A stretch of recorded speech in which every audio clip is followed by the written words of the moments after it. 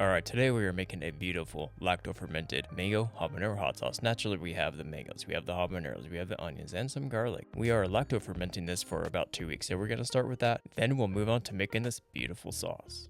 So I have 25 habaneros. They're going to get washed under cold running water. Then we're just going to let them sit in that colander and let those air dry. Meanwhile, we're going to get 3 garlic cloves, smash them, cut that root end off. That's it. Lastly, 1 small red onion, cut it into large rough dices. For the habaneros, I'm just going to pull those stems off, cut the habaneros in half, and I'm really inspecting the seeds to make sure that the seeds aren't discolored whatsoever. I want to see white on the seeds, white on the placenta. I pick out anything that has any kind of discoloration, brown or black in color. Now, as I'm cutting up the habaneros, I'm making sure to look at every single habanero. I'm checking the seeds, checking the placenta. This one obviously has a little bit of discoloration on the seeds, so I'm using a paring knife and scraping those seeds out, checking the pepper and make sure it's not rotten, alright? That's a beautiful looking pepper. So when you want to lacto ferment anything, it is very important to have a digital scale. Accuracy means safe. I have a pint-sized mason jar that I'm putting onto the scale that is capable of reading in grams. I zero it out, then I'm placing that chopped red onion into the jar, place a small pinch of cumin seeds directly into the jar as well, then go in the habanero peppers.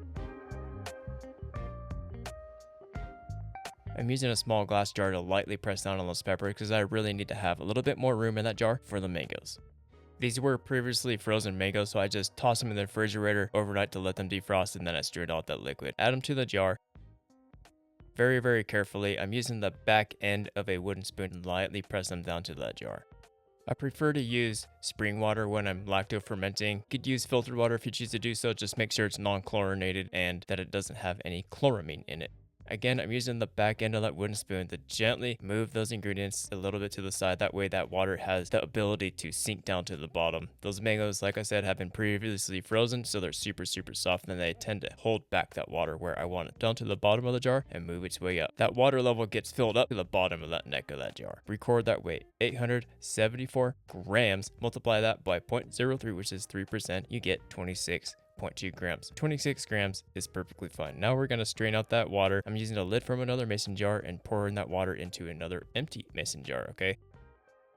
Zero it out. Now add that allotted amount of salt. Fine sea salt is the salt that I use when I'm lacto fermenting. It dissolves the best in the water. Non-iodide, of course. Now just slowly add that salt to the water until we reach our target number, which is 26 grams.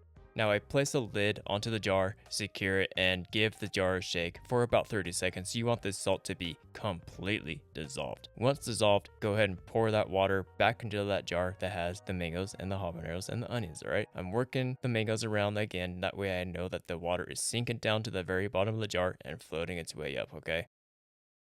You want these ingredients to be completely submerged, which we're going to be able to achieve that using a weight. Baby food jar works perfectly for these pint-sized jars, okay? Think ramekin, think glass. Try to stay away from plastic. I place this jar in my pantry anywhere where it's away from direct sunlight, and I'm going to let it go for about 2 weeks, okay? Perfect temperature is about 68 to 75 degrees for lacto ferment to be at the happiest. So after 2 weeks, we are now ready to blend up the sauce. I'm emptying the contents of that jar into a fine mesh strainer. Of course, I'm going to reserve that brine because I'm going to use it to adjust the consistency of that sauce.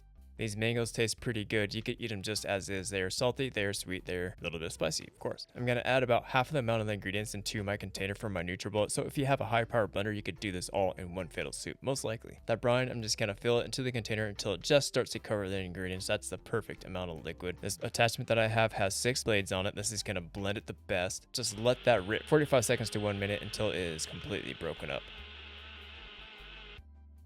The rest of that batch, of course, I'm just going to add it to the container, add a little bit more brine, blend it up, once again, 45 seconds to 1 minute. Now to strain it out, I have a fine mesh strainer and a bowl to catch the sauce with, of course. I'm using a small ladle to force that sauce through the fine mesh, and that pulp is going to be what is left behind, okay? I have a cool trick on what to use that pulp with, so do not throw that away, alright? Put 2 chicken breasts in a Ziploc bag. Now we're going to make a simple marinade with that pulp. So a spoonful of that pulp, a little bit of oil, give it a mix in the bag, chuck it in a refrigerator overnight. Grill it, bake it, whatever you want to do. Store my sauces in the refrigerator in some sort of a glass container, whether it's a mason jar or a hot sauce container. If you have means, check the pH on it. It should be about 3.6, 3.7. It will keep in the refrigerator for about 3 months. That is if you even have it for that long. It is delicious.